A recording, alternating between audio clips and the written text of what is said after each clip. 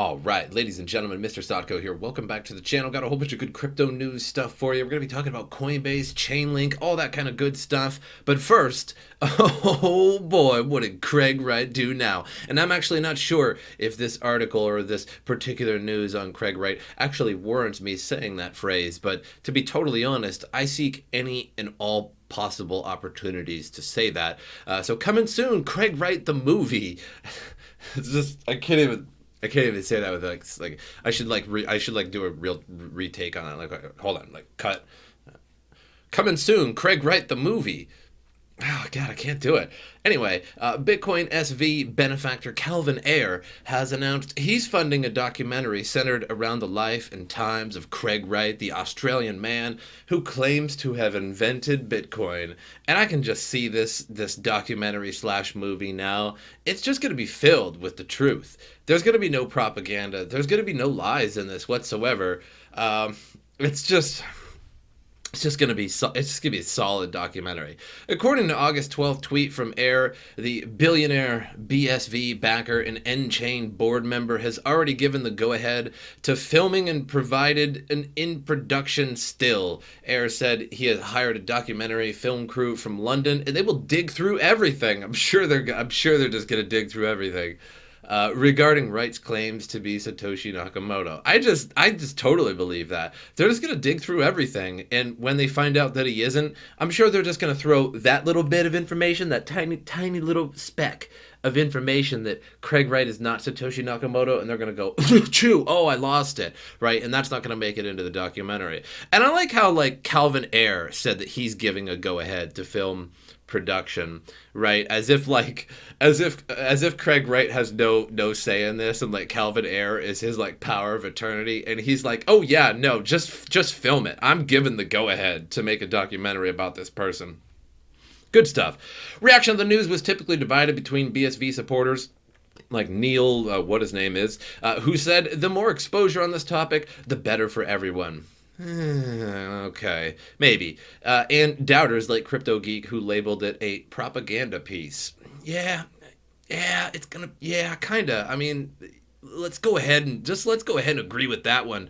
Ayre also revealed he has hired an investigative reporter to write a book about Wright after the Australian publisher canceled Behind the Mask Craig Wright and the Battle for Bitcoin in January, which just sounds like a page turner. Like you can't put that one down. I'm going to get that one in hardback. A firm press told local media at the time the book had been dropped because the threat of litigation was too high. God. Ayre offered to fund and publish the book himself, but nothing came of it. Past the incident this week, Ayre said he was now working with a writer on our own book. They say it was not to catch and kill, but they would have to if they were paid to ice the book. I am suspicious, but we have a reputable investigative reporter. God, this is from N-Chain. Oh, God, it's so bad. Who will dig into the history and do a book for us. They're just going to dig. They're going to really dig into this, and it's just gonna be the total truth. I mean, but let's get real for a second here. What if these reporters that they hired to film a documentary crew, I mean, what if they dig through everything, here in quotations, regarding Wright's claims to be Satoshi Nakamoto? I mean, if any normal person, with any investigative skill digs into Craig Wright, I mean, it's pretty clear that he's full of it. It's hard to disclaim his claim about being Satoshi Nakamoto, since we don't know who Satoshi Nakamoto is. That's kind of like saying, hey, there is no God. And you're like, well, prove to me that there is a God or that there isn't a God. And you're like, oh, you got me there, right? But everything else, just like all the documents that he's just purposely forged and fraudulently filed in court, it's just so bad. Like, it's just nonstop. Like, it's an overwhelming pile of things against Craig Wright. So what if they did? Like, what if they did, like, actually come across and they're like, no, like, he's definitely not. Like, should we put this in the documentary? Of course they're not gonna. Like, then it would just be, no, that's not gonna help their narrative. Anyway, Satoshi's Sister, the movie. Yeah, this one keeps going. We're not over yet, right? Wright is not the only member of his family with ambitions to feature in a crypto-related movie, so the whole family's in on it. This is great stuff. His sister, Lisa N. Edwards, who runs a trading group called Satoshi's Sister, is developing a feature called Coin Runners, based around her life as a Bitcoin trader. Guys, Coin Runners. This is so bad. A work in fiction, so it's just totally false, right? So it's just made up, right? So it's like around her life in Bitcoin as a Bitcoin trader. A work of fiction, right? The next line. Featuring such scenes as a Porsche going over a cliff.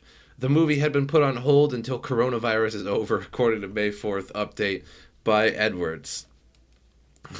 Her life is around her life as a Bitcoin trader, a work of fiction. Okay, good to know. In other news, Cointelegraph reported in June that Hollywood would be producing a movie based on the book Bitcoin Billionaires with Cameron and Tyler Winklevoss, a recent release called Money Plane, starring Adam Copeland, featured a plot about the heist from a bulletproof casino in the sky carrying $1 billion in cryptocurrency. Well, that's all good stuff. I suppose I think I'd actually rather watch a movie based on Cameron and Tyler Winklevoss than I would with Craig Wright or Craig Wright's sister. That would be a work of fiction, right? Yeah, I mean, like, if it's a work of fiction, why even have Lisa in it, right? Like, why even have her in it? Is she going to be in it? Is she an actress? I mean, why wouldn't you just have Tom Cruise in it and just call it Coin Runners, right? If it's a total work of fiction. Anyway, moving on. So what's behind the meteoric rise of Chainlink? But before we get into this article, I just want to show you guys this. This was a mistake. Somebody had posted this, and it shows Chainlink in the number 5 spot on the cryptocurrency list, beating out Bitcoin Cash. And it's only at $5.38. This was posted 36 days ago. And somebody says, this graphic is false. Was there a glitch on CoinMarketCap wherein it appeared incorrectly for a while? Chainlink is not ahead of Bitcoin Cash in the market, nor BSV, nor Cardano, etc. So there was just this mistake. There must have been some glitch on CoinMarketCap that calculated coins wrong or something like that. But let's look at CoinMarketCap right now. It's number 5. Wow, so they basically predicted this mistake here, basically predicted 36 days later that Chainlink would indeed be in the top 5 spot, beating out Bitcoin Cash. So that's a thing. Officially, Chainlink has beat Bitcoin Cash so far by, let's call it $600 million market cap. Now, if Chainlink goes down like $1, which it's probably destined to at some point. Now, it might go all the way to 20, 30. Who knows what the roof is with cryptocurrency. But if it goes down like $1 or something like that, it would probably actually just be below Bitcoin Cash again. So it might not last forever. It's just one of those possibly temporary flippenings. But unfortunately for you, Bitcoin Cash, we got to take you out back and put you down.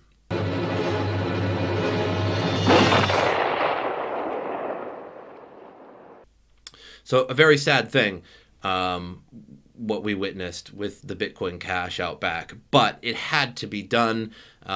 It was humane. So moving on here, behind the meteoric rise of Chainlink. Chainlink experienced a meteoric rise this year, without a doubt, like the best performing coin in the entire year, I would say, becoming a top 5 crypto asset by market cap. We took a look at the data from the decentralized finance space, as well as Google, to help explain this phenomenon. In the past 24 hours, Chainlink has seen another massive rise of 30%, along other DeFi tokens, which seem tied to demand from yield farmers trying to get their hands on YAM tokens with the much hyped new protocol.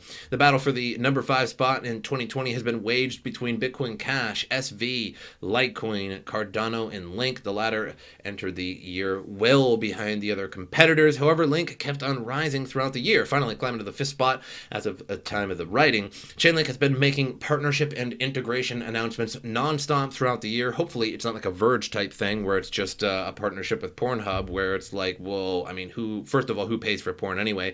And second, why would I go out and buy Verge just to pay for a Pornhub subscription? I don't know. Kind of a useless partnership, but hey, whatever's good for crypto, I guess. However, its path was not without adversity. There was a dubious report penned by Zeus Capital that called Chainlink a scam and crypto's version of Wirecard. I think I actually read that. Somebody actually linked that to me in my Discord, and I read through it, and I wasn't really, I wasn't convinced that it was a scam. Like reading through it, it just didn't seem like they were really getting to a good point. That really like there was like a bullet on the noggin or hammer on the noggin. What is that? What is that phrase? I don't know. But it didn't convince me. Zeus also claimed that it was building a short position in Link with a 99% profit target. The success of the Oracle project has prompted additional competition. Earlier today, it was announced that a major exchange, OKX, is getting into the Oracle game. Despite competition and critics, the token continues to rise. The decentralized finance space has been all the rage in the crypto world this year, with some comparing it to the ICO bubble. The total Ether locked in DeFi has just exploded over $1 billion in mid-June to over $4.5 billion by early August. And indeed, it is getting pretty big. I made some videos on what I thought about DeFi a little while ago. Check them out if you want. But I'm not too convinced. DeFi, it does seem like a bubble. I mean, people are basically putting money down, getting a bunch more,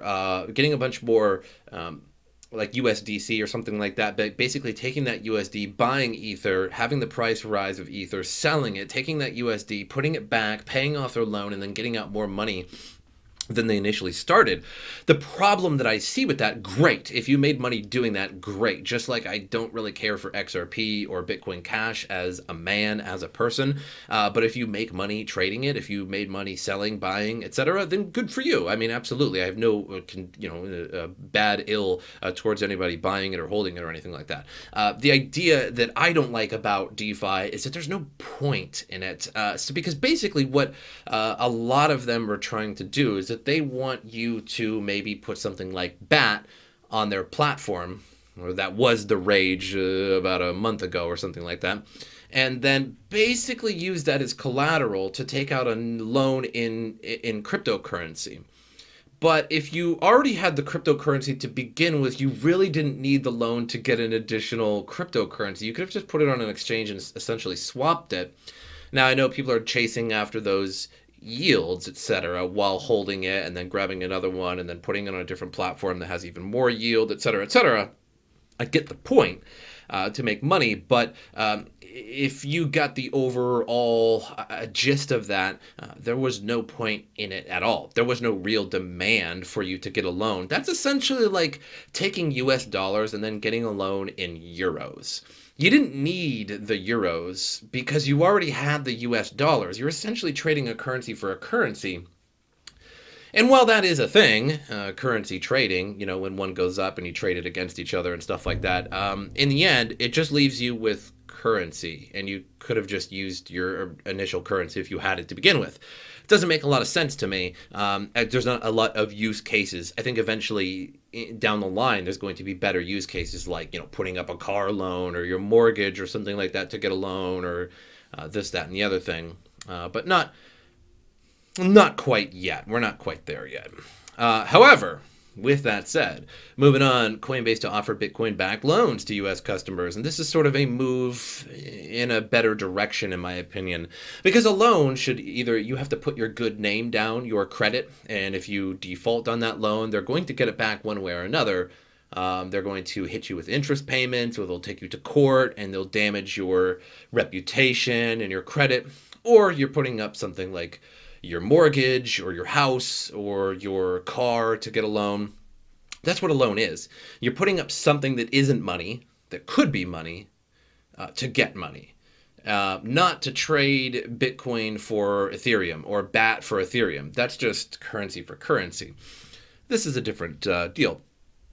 Coinbase, one of the largest and most regulated crypto exchanges to get into the lending business, and the exchange is setting conservative parameters on the product, capping credit lines at $20,000 per customer and offering an interest rate of 8% for Bitcoin-backed loans with terms that are a year or less. So as much as 30% of your Bitcoin holdings in the fall. So you can borrow against fiat loans with as much as 30% of your Bitcoin holdings.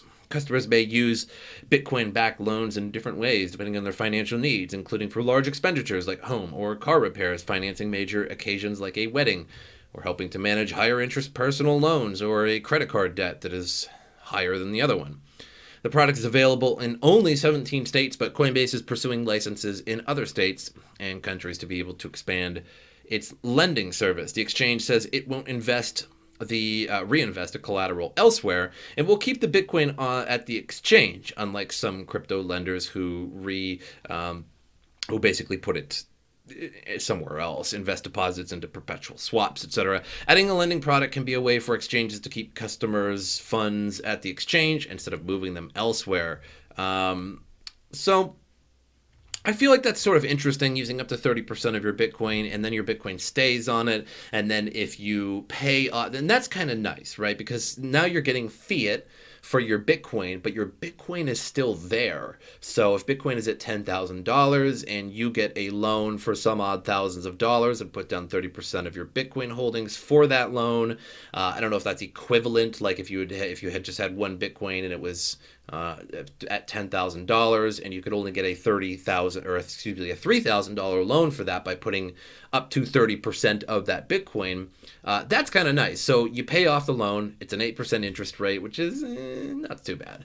And then at the end, your Bitcoin is still there. So now if Bitcoin is at $15,000 or something like that, you have not only got a loan and successfully paid it back, but now your remaining Bitcoin is essentially released to you.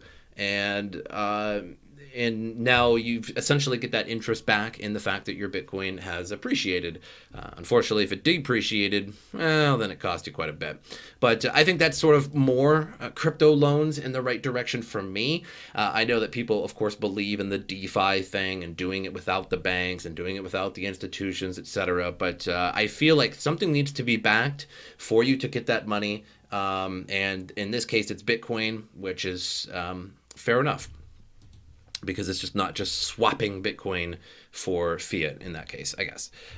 Moving on to CoinMarketCap, Bitcoin 11,579. Chainlink, wow, at $16.71, up 30% in one day, and at the top 5. Now, sometimes you see those 30% coins up in one day, and they'll be all the way down here or something like that, and they went from the top 100 spot to the top 50 spot or something like that.